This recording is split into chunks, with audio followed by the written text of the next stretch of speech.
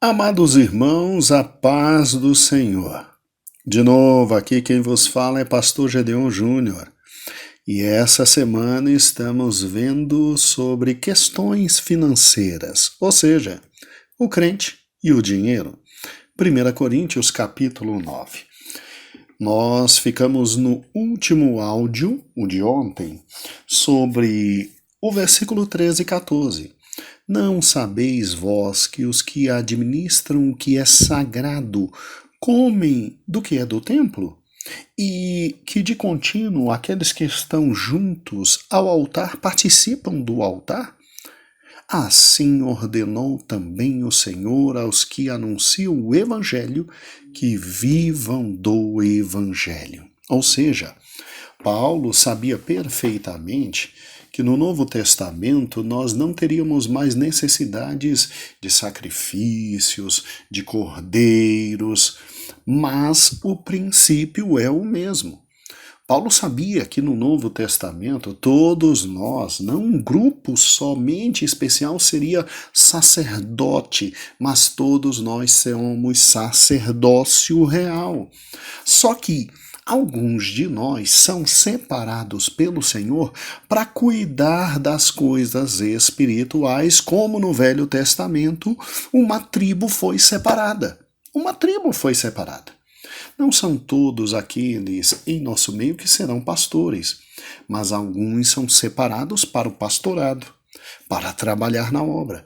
E esses, tal como no Velho Testamento, Deus não deixava padecer necessidade, e estes no Novo Testamento têm o simples direito de receber o que, meus irmãos?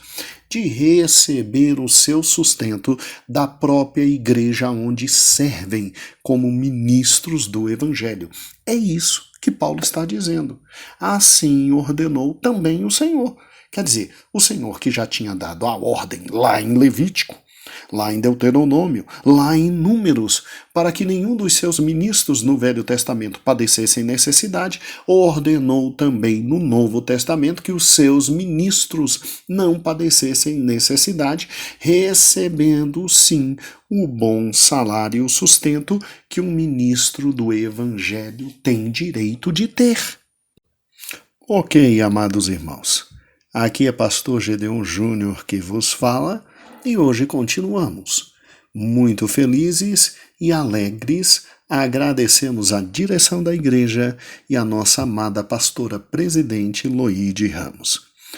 Só que, na última aula que tivemos, no último encontro que tivemos, nós deixamos uma pergunta no ar. Mas, pastor, e quando Paulo diz assim, também ordenou o Senhor, ele está falando de contribuições mesmo, de dízimo, e porque no Antigo Testamento tínhamos que levar os dízimos para a igreja, como nós vimos, e hoje também tem que levar. Jesus deu continuidade ao sistema de dízimos do Velho Testamento? Bem, vamos à palavra de Deus. Abra comigo o livro de Lucas, o Evangelho escrito pelo amado médico, o Evangelho de Lucas, no seu capítulo 11. Vamos juntos? Lucas capítulo 11 diz assim, versículo 37 em diante. Você tem aquele momento em que os fariseus chegam perto de Cristo, os escribas, obviamente, sempre tentando arrebentar Jesus Cristo. Ó, povinho difícil, né? E colocaram Jesus naquilo que os jovens dizem dificuldade enorme, né? Numa fria, como os jovens dizem. Olha o que aconteceu. Versículo 37 de Lucas, capítulo 11. E estando ele ainda falando, rogou um fariseu que fosse jantar com ele. E Jesus foi e assentou-se à mesa. Versículo 38. Mas o fariseu, admirando-se de que ele não lavava as suas mãos e não lavara antes do jantar, versículo 39, o Senhor lhe responde, agora vós, fariseus, limpais o exterior do copo e do prato, mas vosso interior está cheio de rapina. Loucos! O que fez o exterior não fez também o interior? Dais antes esmola do que tivestes, e eis que tudo vos será limpo. Mas ai de vós, fariseus! Olha que fantástico. Que dizem mais a hortelã, a arruda e toda a hortaliça, e desprezais o juízo e o amor. Ou seja, Jesus aqui está dizendo o quê? Vocês, fariseus, ficam olhando só os atos exteriores e vocês não olham o que é mais importante, que é o interior. Vocês estão aqui me desprezando só porque eu não lavei a mão antes de comer. Pois é, vocês chegam ao ponto de serem corretos de dizimar até do mínimo, até da mera hortelã que ninguém liga, da mera arruda que ninguém liga, da mera hortaliça que ninguém liga. E vocês desprezam o que é mais importante, que é o juízo e que é o amor de Deus. Aí Jesus termina dizendo: importa fazer estas coisas, quer dizer, é fundamental não desprezar o amor e o juízo de Deus, sem deixar aquelas outras, sem deixar de dar o dízimo. Então, olha que interessante, Jesus, no momento que está comendo, olha que fantástico, Jesus diz, olha gente, comida é momento sagrado. Sim, eu sei que tem que lavar as mãos, mas vocês ficam observando só ritos exteriores e esquecem do que é mais importante. Vou dizer uma coisa para vocês. Vocês que são tão corretos no dízimo, porque vocês sabem que aquele que simplesmente é dizimista e leva ao Senhor as primícias, Deus o fará prosperar.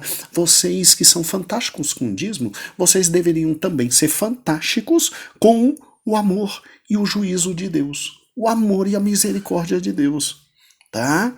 Aqui Jesus não diz que não é para dar o dízimo. Jesus ratifica o dízimo. Jesus diz, é para continuar sendo obediente no dízimo, porque a coisa mais difícil do mundo é você encontrar alguém que é obediente a Deus no dízimo. É para continuar sendo obediente a Deus no dízimo, mas também não é para se esquecer do amor e da misericórdia de Deus. Deus, então, arrebenta os fariseus num ponto que eles estão errados e enaltece um fariseu num ponto que está certo. Jesus não mandou parar dar o dízimo.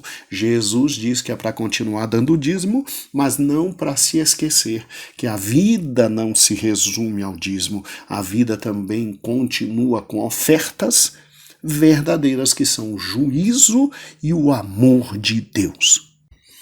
Agora, incomparável é o texto de Lucas, irmãos. Irmãos, que texto fantástico, Lucas 20. Lucas 20 é aquele texto do tributo, né? Que os sacerdotes, escribas, que odiavam Cristo e procuravam ter algum motivo para arrebentar Cristo, chegaram e disseram, agora nós vamos pegá-lo, agora nós vamos arrebentá-lo.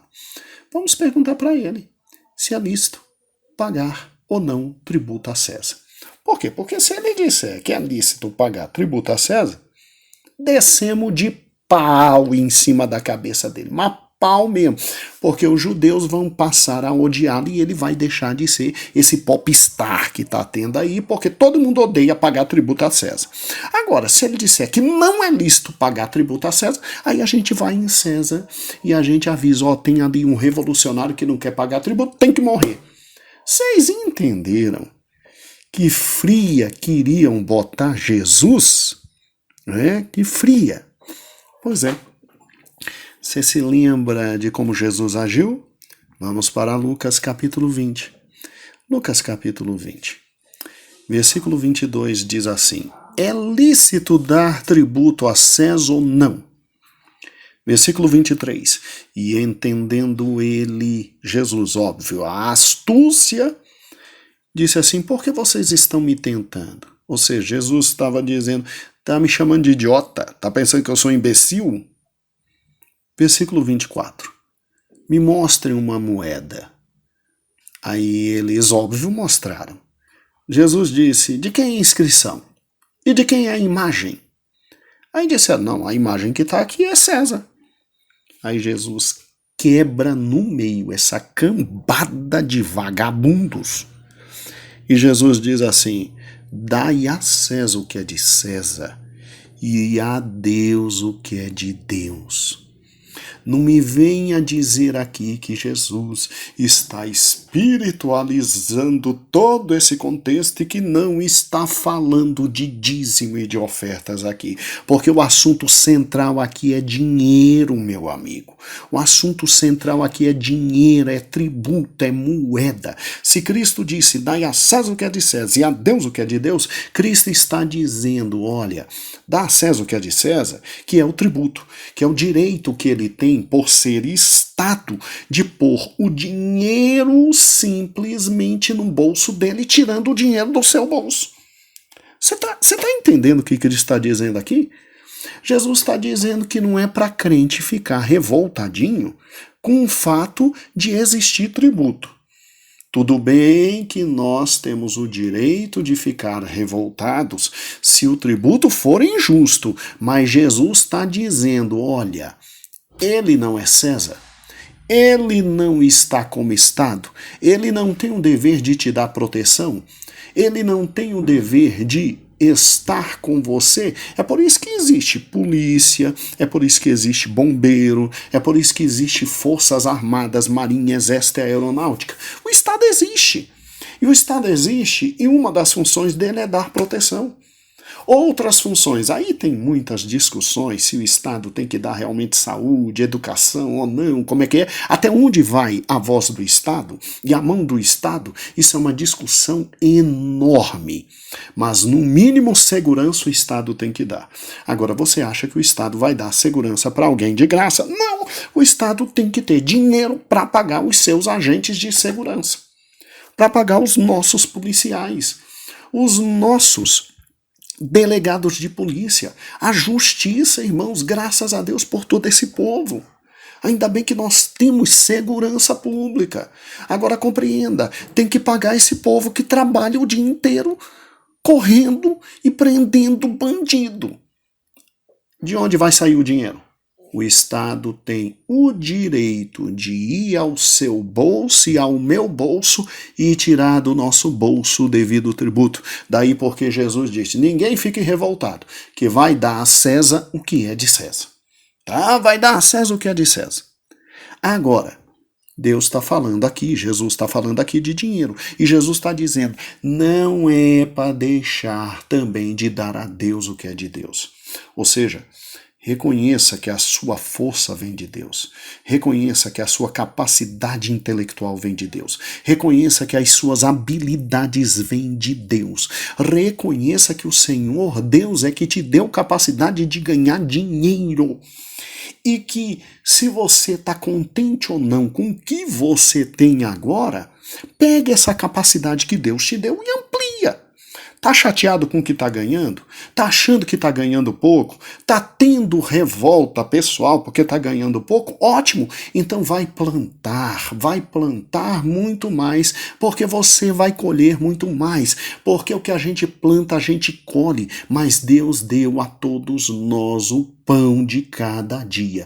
Se Ele alimenta pássaros, e se ele cuida de lírio dos campos, ele cuida também da gente. Portanto, vai dar a Deus o que é de Deus. Vai dar a Deus o que é de Deus. Vai entregar, sim, as primícias, o dízimo, as ofertas, vai dar a Deus o que é de Deus, porque Deus tem uma série de homens e mulheres que trabalham 24 horas na sua seara, na sua vinha, lutando o bom combate que tem que lutar por cada um de nós e nos abençoando, e esse tipo de gente tem que viver da seara e da vinha do Senhor. Ou seja, quando Cristo disse dai a Deus o que é de Deus, ele está falando aqui no contexto é de dinheiro. Cristo está fazendo referência a Deuteronômio capítulo 14. Quando em Deuteronômio capítulo 14 se diz assim no versículo 22, certamente darás os dízimos de toda a tua novidade da tua semente, do que cada ano se recolher no seu campo, e perante o Senhor teu Deus, no lugar que escolher, ali para fazer habitar o teu nome, comerás do dízimo do teu cereal, do mosto, do azeite, dos primogênitos das tuas vacas, das tuas ovelhas, para que aprendas a temer ao Senhor Deus todos os dias. Olha que interessante, olha que interessante. Versículo 20, versículo 27, lá em Deuteronômio 14, a partir do 22 em diante, chega ao ponto de dizer, olha, faça tudo e não desampares um levita que está no meio de ti. Quando dizimamos e quando ofertamos, a gratidão e a felicidade por tudo que Deus fez por nós vem à tona. E isso Deus cobra do seu povo desde o Velho Testamento, desde a Antiga Aliança. Olha o que diz Deuteronômio capítulo 8. Deuteronômio capítulo 8, versículo 10. Quando, pois, tiveres comido e estiveres farto, louvarás ao Senhor teu Deus pela boa terra que te deu. Guarda-te para te não esquecer do Senhor teu Deus, não guardando os seus mandamentos e os seus juízos e os seus estatutos que hoje te ordeno, para que porventura guarda-te, para que porventura, havendo tudo comido e estando farto, e havendo edificado boas casas, e habitando nestas casas, e se tiverem aumentado as tuas vacas, tuas ovelhas, a tua conta corrente, teus investimentos, e se acrescentar prata, ouro, e se multiplicar tudo quanto tens, não se eleve o teu coração e te esqueças do Senhor teu Deus, que te tirou da terra do Egito, da casa da servidão, que te tirou da vida de pecado e do lamaçal do pecado, e que te guiou por grande e terrível deserto, de serpentes ardentes, e de escorpiões, e de secura, em que simplesmente não havia água, e Deus simplesmente tirou água para ti de rocha, e que no deserto te sustentou com maná. Por quê? Porque Deus a cada dia nos sustenta, nos levanta, tem misericórdia de nós, e que teus pais não conheceram, para te humilhar, para te provar, para que no fim de tudo possa fazer bem a ti. Olha o versículo 17 de Deuteronômio 8. E não digas no teu coração, a minha força e a fortaleza do meu braço me adquiriram este poder. Antes, sim, o dízimo faz isso com a gente, as ofertas fazem isso com a gente, sentimento de gratidão a Deus. Antes te lembrarás do Senhor teu Deus. Ele é o que te dá força, é Ele que te acorda de manhã, é Ele que te bota em pé à tarde, Ele é que te dá força para adquirir esse poder, para confirmar o seu concerto que jurou com teus pais, como se vê neste dia.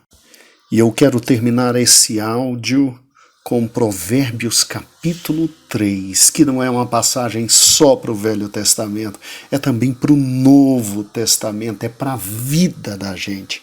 Provérbios capítulo 3, quando diz no versículo 5, bota juízo na sua cabeça, tem juízo e confia no Senhor de todo o teu coração e não te estribes, não confie no seu próprio entendimento. Reconhece o Senhor em todos os caminhos. Reconhece que é Ele que te acorda, que é Ele que te dá força, que é Ele que te dá inteligência, que é Ele que tem poder para multiplicar os teus bens. Reconhece em todos os teus caminhos, Ele vai endireitar tuas veredas. Não seja burro, não seja burro. Olha o versículo 7. Não sejas sábios aos teus próprios olhos, ou seja, o burro acredita que ele sozinho consegue tudo e que ele é sábio. Não seja sábio aos seus próprios olhos. Faz uma coisa, seja inteligente, tema ao Senhor e se aparte do mal. Isso vai ser remédio para o teu umbigo, para a tua medula, para os teus ossos. Isso vai te dar saúde, meu amigo. Versículo 9. Honra ao Senhor com a tua fazenda e com todas as primícias de tua renda. Seja dizimista fiel, e se encherão os teus celeiros abundantemente e transbordarão de mostos teus lagares. Não se esquecendo que isso não é papo só do Velho Testamento, isso é verdade para o Novo Testamento, porque Paulo em 1 Coríntios capítulo 9, versículo 13, diz assim: não sabeis vós que os que administram o que é sagrado no templo comem o que é do templo, e os que de contínuo estão no altar participam, vivem, comem, se vestem do próprio altar. Não se esqueçam. Versículo 14, assim ordenou também o Senhor quer isso também para o Novo Testamento, que os que anunciam o Evangelho vivam do Evangelho. Por isso Cristo disse, dai a César o que é de César, mas não se esqueça de dar a Deus o que é de Deus.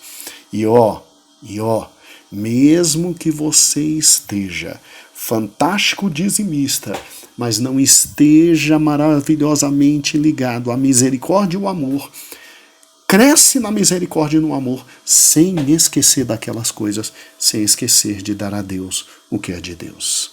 Amados irmãos, só não vê quem não quer. Acho que não é preciso desenhar, como dizem os adolescentes. Tem que desenhar ainda para compreender.